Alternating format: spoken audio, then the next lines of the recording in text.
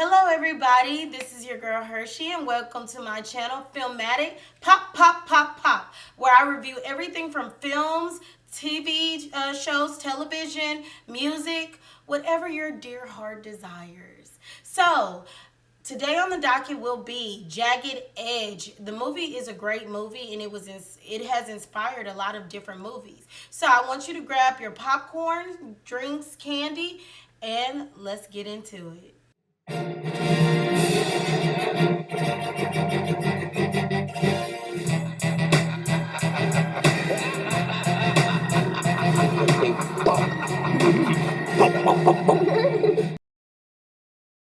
right, so as stated before, I will be reviewing the movie Jagged Edge. And this movie, when I first saw it, is very interesting. I thought it was a great movie, but some things were predictable, some things weren't. But overall, when I tell you it's a great movie, it's a great movie. It stars the fabulous actress Miss Glenn Close, excuse me, and the handsome debonair Mr. Jeff Bridges. And let's get right into it. So in the opening scene, it starts with like a dark, airy musical vibe. Like think of romantic and soft, and then it turns into a darker, sinister beat. So you see from the perspective of someone is inside of what looks to be a beach house, and this person is going up the stairs. The person opens the door, and the person has gloves on, and opens the door, and there's a lady lying in bed.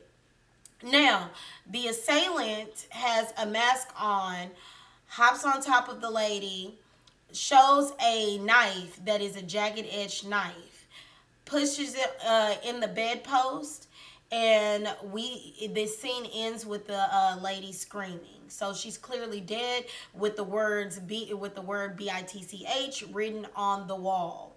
So that was the opening scene. We see the crime. So in the next scene, there is a attorney who's driving up by the name of Krasny. Now Krasny is a snake through the whole movie. He's just a slime ball. He's the sleazeball of the film. But he drives up, he's assessing the scene of the crime, he's looking at everything, just trying to gauge what's going on. So when he gets to his office, he's trying to figure out if he believes, or everyone who's involved, like the other officers, another investigator, if they believe that Jack Foster, who was the husband of the woman who was murdered, if he was the one who did it. Because you know, in these type of movies, or even in life period, if someone dies and they're married, the police, they're automatically going to look at the spouse. It just is what it is. Whether you're watching Forensic Files, Fatal Attraction, whatever the case may be, they're always going to look at the spouse to see if the spouse had any type of involvement in the crime. Rightfully so. So the lead, I'm going to say the lead detective was like, do you really think he could do that to his own wife? And Krasny was like, that's what he wants you to do. He wants you to think, could he actually do it? And then he puts his hands back like this behind his head, and he was like, that's what I do. I'm like, I knew I wasn't going to like him in the film. I just knew it. Like, great actor, but I'm just saying the character himself, Krasny, was an excellent antagonist, because I was just like, I don't like you. I don't like you. So then, district attorney, I think he was assistant district attorney Arnold, comes in. Now, that's played by the gentleman who played Frank in Moesha. You know, Mo to the he was the dad, and it was so good to see him. I didn't know he had did something honestly outside of Moesha, so it was good to see him. So he came in and he was just making connections with Jack Foster, and that basically when they looked at his financial records, the wife owned everything. She had the money. So like if they were to get a divorce, he stood to lose a lot. So they think they have this in the bag. He definitely did it. So they're excited about this situation. All right, so just for a recap, the young lady who was murdered was Paige Forrester. Paige Forrester was married to Jack Forrester. So Jack is a person of interest in her crime. So there were two people murdered that night. It was Paige Forrester and the maid Consuela. So Consuela, rest in peace to her, she was killed during that time. So then you cut to the scene where Jack is at Paige's funeral. Her brother is speaking. He has a sad look on his face with a bandage on his head, looking like a whole pirate. He looks somber, a little disheveled, which is normal being that, his wife was just murdered. So I'm guessing his attorney came up to him and was like, hey, Krasny wants to see you. And he was like, now? And he was like, yeah. So again, they don't care if she just died. They don't care if it was her funeral. It did not matter. They wanted to speak with him. So he goes to the attorney's office, Krasny's office, and they're questioning him hard. Like, they're asking him the same questions. They're telling him they think he did it and you need to go ahead and confess. And he's like, look, I'm getting tired of this. So Krasny speaks with someone by the name of Anthony Fabrizi. Anthony Fabrizi worked at this club where they do pickleball and all of that type of stuff. And he remembered that in Jack Forrester's locker, there was a Jagged Edge knife. So he told the police. So at this point, Krasny's like, we got him. So he goes in the room, back in the room where Jack is, and he says, Mr. Forrester, do you like to hunt? Jack is confused as to why he's asking that. He said, do you own a knife? So basically, Jack's like, look, you think I killed my wife? If you think I killed my wife, prove it. So from my mind, once I hear the prove it, I'm like, sir, you did it. You did it. Who says that? OJ, you did it. But I digress. He's innocent until proven guilty. He's innocent until proven guilty. Remember that. So Krasny arrests him. Okay?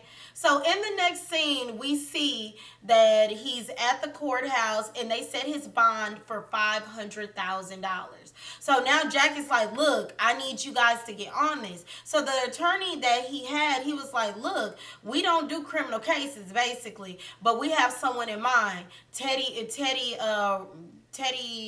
Riley, I believe her name was Teddy Riley. And basically she was a defense attorney, but she quit. She hadn't been active as a defense attorney for 4 years. So he said, we can see if we can get her. So you cut to the scene where we are introduced to the fabulous Teddy.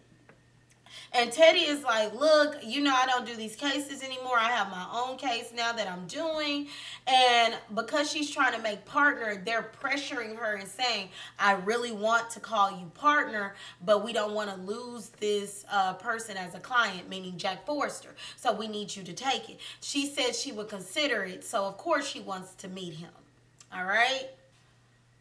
Okay, so Teddy then decides that she wants to go visit Jack to see, get a feel of him, and let's look at the vibes, right? So Teddy is in the car with her children and she's riding to his estate. And the daughter was like, isn't he the one who offed his wife?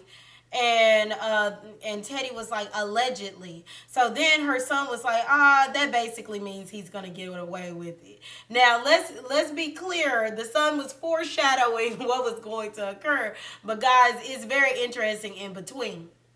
So Teddy goes to his estate, which just pause to say his estate was absolutely beautiful. I have a thing for Spanish-style homes, so when I saw it, I was like, oh my gosh, I love Spanish-style homes. I think they are absolutely beautiful, but I digress. So she goes to meet him. You can tell she think he cute because of how she looking at him. She gave him the up and down. That up and down that. But she's looking around, kind of getting a feel of everything. And he shows her horses, like the horses on the estate. And it was a beautiful horse, I must say. But she's trying to determine if she's going to take this case. All right, so we're at the next scene. And you see Krasny and Mr. Arnold. They're at a bar and they're having a drink. And Mr. Arnold sees Teddy come in. And Teddy is having a lunch date with her ex husband. Now, I will stop and pause this when it comes to the movie. I wish they kind of would have told us what happened between Teddy and her ex husband because honestly, he seemed like a really nice guy. They seem to have great rapport, great communication. I'm like, what happened? Did you cheat? Like, what happened? Because it's like they seem to have an ideal relationship, honestly. Even as exes, their communication was fabulous. But back to what I was saying. So Arnold sees her, tells Krasny. Krasny walks over to, in many ways, antagonize her. So he lets her know that Styles is dead. Now, apparently, Styles is an individual who Krasny and Teddy prosecuted. Because at one point, Teddy worked under Krasny. And she's in shock. She's in shock. Krasny tells her that he hung himself. And from there, it's like this dark, somber mood. And of course, that was the introduction to Styles. And Styles is the reason why she no longer took defense cases. That's the reason she decided she didn't want to prosecute anymore as well. So we're trying to figure out who this Styles is. Cut to the next scene where she goes to the funeral of Styles. And his wife basically said, you have no place here. You need to go. So we're going to find out later what actually occurred during that time. Moving on. So Teddy goes to Sam's house. Sam is the lead detective, or he used to be, and he used to work with her. So, Sam's happy to see her, gets a beer for her. They're having a conversation, and Teddy lets him know that she wants him to be the lead detective for Jack Forrester's case, at which Sam is giving her a lot of pushback. So Teddy brings up Styles. And basically, this is where we figure out, okay, what happened. So here's the story. So Teddy, Krasny, and Sam all worked on the same team. Krasny was the lead attorney. Krasny was prosecuting Styles. Now, they didn't say exactly what it was for, but we know he went to prison and it was a high-profile case. Now, Sam, the lead detective, had found evidence a week prior. He had found evidence saying that Styles was innocent. Like, it was proof that Styles was innocent.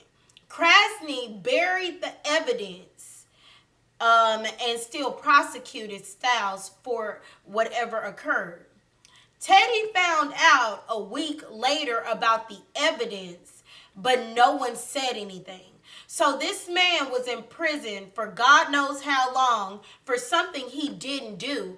No one said anything. So Teddy and Sam knew Styles was innocent, but they didn't say anything. And Krasny purposely buried information.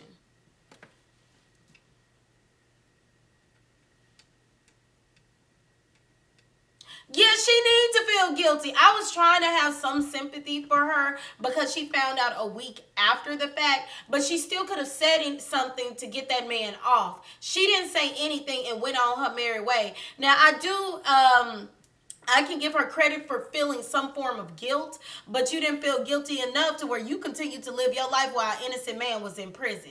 I don't know how you do it. My conscience would be eating away at me. I would not be able to sleep at night. I would be scared. My karma was around the corner. You get what I'm saying? Like, it was crazy. And her karma was, and you're going to see what's going to happen shortly. So, Sam agrees to be the lead detective. So, in the next scene, when Teddy finally meets with Jack Forrester, she lets him know that she's going to be the attorney. And she did it under one condition. He had to be honest with her or she was going to recuse herself. He agreed. So she asked the lead detective what he thought, and he was like, what the F do I know? Like, he was funny and he cursed a lot, but he added comedic relief. All right, so the next scene is Teddy is in the courthouse with Krasny, and she lets him know, hey, I'm about to take this case, so we're about to go up against each other, so you better be ready. Nook if you book. Nook, nook, nook. She was letting him know. In a classier way, of course. And he basically starts antagonizing, saying, okay, I'll give him a plea. And she was like, look, I'm requiring you to give all evidence and, going into that spiel. And he was like, if it's so big, then cite the case. Why didn't you cite the case? So basically saying, if you felt this bad about it, why didn't you just go ahead on record and cite it? And she got quiet.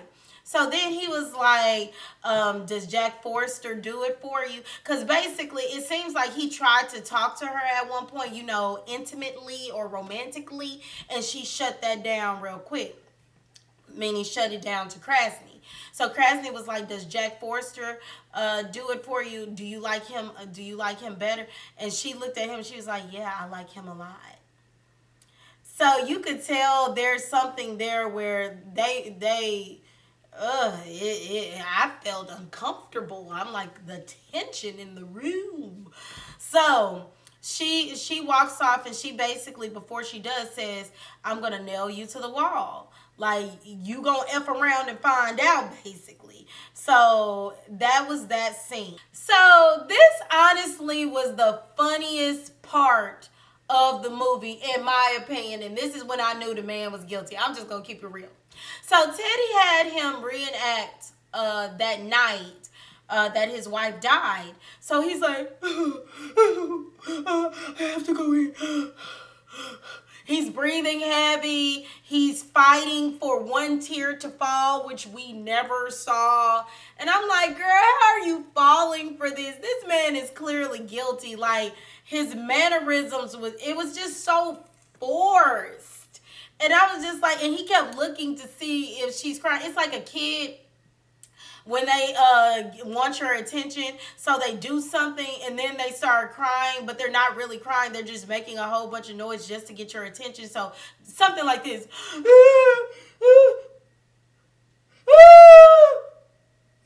Like, he was doing that type of thing. And I'm like, girl, he's guilty. He's guilty. But she's really falling for it. It looks like she's fighting back tears.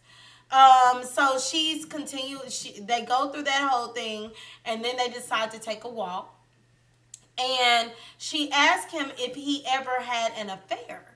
And he said one time, years before, earlier in their marriage, and he made a mistake. It went on for like 4 to 6 months, something like that. So, they moved past it, and he didn't cheat again.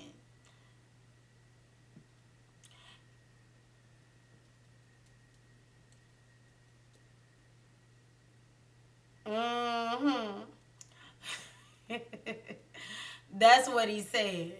All right, so Teddy then goes to Jack's house because now they have all the evidence that the prosecution has, everything that the prosecution has been given over to the defense. And she now sees that, hey, Anthony Fabrizi said there was a knife in your locker. So she goes to Jack's house to question him about the knife. Jack says that there wasn't a knife in his locker. So she's like, why would someone say that? And he was like, I didn't have a knife. I didn't have a knife. Okay, Bob. So then he said, who's Virginia Howe? And Virginia Howe is another person who's a witness for the prosecution. And Jack says that I have something that can knock that out the water. And she was like, I'm going to need all the details. I'm going to need all the details. So now the next scene, they're having a talk, but it's over candlelight dinner. Now, this is where I'm starting to look at Teddy crazy, okay? And I just don't get it. Even if I'm an attorney, and let's just say the love of my life, Jason Momoa, I'm defending him. We ain't doing nothing until the trial is over. This person could be found guilty of murder. So why would you get romantically involved with someone who is currently going through a court case? It makes no sense to me. That's up there with jailhouse women. You know, the what is it? Those officers who have relations with inmates, and I'm just like, for why, Bob? Like, they're in prison for a reason. He is being accused of murder. He is guilty until innocent in my book when it comes to romantic situations. You have too much to lose. And she has children. Like, I didn't get it. Like, why? Why are you having candlelight dinners? Why is there no one else with you when you're questioning this man? Why are you personally at his home? Like, I get attorneys do that sometimes, but it just became way too comfortable. They're flirting and, giving each other the eye over dinner. I was just like, Teddy, you know better. Maybe I was a little bit too optimistic. I mean, just hot in the pants. Hot in the pants. So he asked her if she does pickleballing. And she says, yeah. And he's like, yeah, you seem very fit. So as Teddy and Jack's relationship is building, he takes her horseback riding. They do pickleball together. Like, to me, it seemed like they were going on dates versus this is an attorney and client, which is why I had an issue with it. So after they do pickleballing, Jack attacks her in the best of ways, meaning they start making hot monkey love. Y'all know what I mean when I say hot monkey love. So the next morning, she lets him know she wants him to wear a blue suit. They need to watch body language, all of that, and she leaves. So you then see them. They're going into the courthouse. I must say, both of them look great. He looked like a model. She looked fabulous. They go in, okay, and now the trial begins. So Krasny opens with his speech, and I mean, he's going into detail. He's saying that Jack killed his wife because of greed and because he wouldn't have any money, and he wasn't in love with her, that type of thing, right? When it's time for Teddy to come up, she keeps her short, sweet, and to the point. He didn't do it. Y'all will not convict an innocent man. And everybody's like, you hear the whispers after her. She's like, it's like, because it was so short, and I guess they wanted more. Krasny calls up his first witness, and his first witness is Paige Forrester's brother. And, he's asking some questions about Jack's financial standing within the company, because Paige owned like a newspaper, but Jack worked as the director, and he clearly was the face of it. And the brother let it be known that Jack only had maybe 1% shares in the company, so Paige owned everything. So if they were to get a divorce, he would stand to lose everything. That's what it seems like to me. So Teddy gets up and she asks if Paige had any dissatisfaction with how Jack worked, and the brother was saying absolutely not. He did very well in his position. Now she then asked, did he think that Jack did it? And he was like, of course not. So he was convinced Jack didn't do it. Then they called Virginia Howe, honey. Virginia Howe was the best friend of Paige. So Teddy handled that like a G. Because, now she's had relations with him. So it's like, you're not about to be talking about her man type vibes. So basically, Virginia said that Paige had informed her that she wanted to divorce Jack. Cool. Teddy reveals that Virginia was trying to get involved with Jack. And there was actually a note that Virginia gave to Jack basically saying we should meet and Paige will never know. So she was trying to have relations with her best friend's man. The scandal. The outrage. So at that point, she's embarrassed because Teddy makes her read it out loud. And when I tell you, I said, because there's no coming back from that. You were trying to sleep with your best friend's man. Come on now. Her husband. Girl, you look scandalous. But even in her scandalousness, she looks like something straight out of a Dynasty television show. Sam, the lead detective, goes to Teddy's house to give her information about Robert Slade, another witness that the prosecution has. Now, when we go to the courthouse, Krasny calls a young lady by the name of Eileen Avery. Now, Teddy is freaking out because she's like, who is this? Who is this? And Jack won't answer the question. He just keeps saying, a friend. A friend. But he's not giving details as to the nature of the friendship. So Eileen basically says that they were having an affair, a 6-month affair, and that they were in love, but he said that he could never leave Paige because he would lose everything, which in all truthfulness cooperates all of the information that the prosecution has given. So that's that. He never told Teddy about Eileen. So she's freaking out. Then they call Robert Slade. And Robert Slade drops a bomb. Basically, Paige was cheating with Robert. And she knew that Jack had been cheating. So they both were cheaters. It is what it is. Now, when he dropped the bomb was he said that one day when Paige and him were having relations and everything and they were just talking, Paige revealed that Jack had a $1 million image and, you know, he was good at making people believe what he wanted them to believe. And those horses were like an aphrodisiac.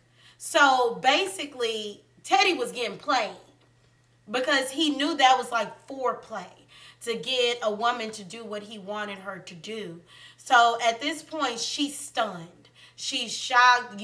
She looked like she about to cry in court. And the judge lets everyone go because of the long day and said they would reconvene the following day. Teddy's so pissed. When they get in the parking lot, she was like, you lied to me. You played me. And she was going to recuse herself. She was like, I can't do this. Had I known that you had additional affairs, I wouldn't have taken the case. So later on, Teddy goes to the judge's home, which I thought was majorly inappropriate, but that's neither here nor there. Teddy goes to the judge's home and gives a hypothetical question about a lawyer who finds out that her client is guilty and if the lawyer should recuse himself. Now, of course, she's talking about herself, but she's using hypotheticals. And the judge was like, did this client admit to it? And she was like, no. Then he was saying that you have no ethical reason as to why you can't defend this person. And even if you think he's guilty, you took an oath. So you need to do what you need to do. But if you want to recuse yourself, I will do it, but with regret. Teddy decides that she's going to stay on the case. And she goes in strong, ready to go. Krasny calls Anthony Fabrizi. Anthony Fabrizi says what he said initially, that there was a knife in Jack Forrester's locker. So Teddy says she has no further questions. Cool. But she calls Dwayne Bendix. Dwayne Bendix's locker was directly behind Jack Forrester's locker, and he had a Jagged Edge knife in his locker. So then Teddy calls back Anthony Fabrizi, and what she did should be studied, okay? What she did was absolutely downright diabolical. What she did was a gifted gaslight. Like, she gaslit him so well, I said it must be a skill. She convinced this man that there could be doubt. Like, she pulled out a Jagged Edge knife that was Dwayne Bendix. And at first, Anthony was like, no, this has cuts and stuff. The other one was new. This isn't the knife. And she was like, but this happened a year ago. Could this be the same knife that was brand new that was used a year ago? And it confused him so much. He was so frustrated by the end of that. He was like, yeah, I mean, it could be, which put doubt. It put that doubt out.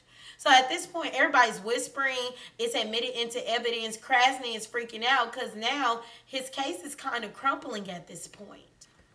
So this whole time they've been receiving anonymous notes. But what was interesting about the notes, it was a typewritten anonymous notes. But the T was slightly raised. So it wasn't the same format as the other letters. The T would always be slightly raised. Keep that in mind because it's going to come in handy. So they receive a note saying Jack Forrester is innocent. Then it says, look at Julie Jensen. So when you go to the courthouse, Teddy calls Julie Jensen. And it's revealed that Julie Jensen was SA'd a year prior to Paige Forrester being murdered. But someone had came in masked and cut around her chest region and had a knife, wrote the B word on her wall, and inserted the knife in her nether regions. And she told Krasny and Mr. Arnold, and they buried the information. Does that sound familiar? So Teddy and Krasny start going back and forth in court, accusing each other of misleading the jury, burying information. The judge calls them into his chamber, and the judge is pissed. Krasny reveals that he buried the evidence. He buried her police report so no one could find it. And he was like, how did you even know about that? And he was like, what did he do? Send an anonymous note? And Krasny was on to something, but unfortunately, because he had bad behavior, it didn't work out for him. So now it's time for the jury to either say he's innocent or guilty. And he is found, not guilty. Not guilty. So Teddy decides that she's going to cite the Styles case. She says exactly what happened, and she cites the Styles case. Krasny walks off pissed. I guess he didn't think she would call his bluff, but she did. Jack is celebrating. Teddy goes home. Her husband picks up the kids and says, you know, she got somewhere she needs to be. She goes to Jack Forrester's house. They make hot monkey love yet again. She wakes up the next morning feeling refreshed. She decides that she's going to, remove the sheets that they just made hot monkey love on. And she was going to put new sheets on the bed. So she goes in the closet to get the new sheets. And what does she see? The typewriter. She sees the typewriter. And she puts paper in there. And she verifies that it had the raised T. And at that moment, she knew she was sleeping with a guilty man. He was the murderer. So at this point, she's freaking out. She runs out. She goes home. She takes a shower. She's disgusted. I mean, she putting soap in her mouth, soap everywhere. She's so disgusting. So Jack calls because she used the excuse that her son was sick to leave. So Jack calls to check on her, see how she was doing. She couldn't hold it, and she said she knew he was guilty. She hung up the phone. Then she called Sam, the lead detective, and at first she was hysterical, but then she was like, no, everything's going to be fine. And he was like, are you okay? And she was like, yeah, I'm fine. Everything's going to be fine. So as she's going upstairs, she hears her back window being knocked out. The glass is knocked out. She goes upstairs. She's laying in the bed, and a masked assailant comes in her home. So she's like, Jack, I need to see your face. Jack tries to pull her off the bed. She pulls her gun out, and she kills him. Now, she doesn't know for sure if it is Jack. So Sam bursts in her home, runs up the stairs with his gun ready. He walks in. He lifts the mask, and it is Jack Forrester. So the irony of all of this is With Styles, they put an innocent man in prison. With Jack, a guilty man went free. Ain't that our judicial system? So it ends with Sam giving Teddy a hug, and then he says F him, and there you go. So I enjoyed this movie because from beginning to end, it kept me hooked. Again, the only big gripe I had was the unprofessionalism of the lawyer to the client, because that never ends well. Now let's make the connection. So what I found interesting was this movie has clearly inspired other movies. But the most recent film that it inspired was Mia Culpa by Tyler Perry. And I'm going to be reviewing that film. But there's so many similarities. I know he got his inspiration for Mia Culpa from this movie, Jagged Edge. And I get it. So Mia Culpa is like the black version of Jagged Edge. So if you want to watch the movie, it is on Prime. It is a great movie. Glenn Close is an excellent actress. Jeff Bridges is an excellent actor. And it was a great movie. I was engaged the whole entire time. So if I had to give this movie popcorns, I'm going to give it three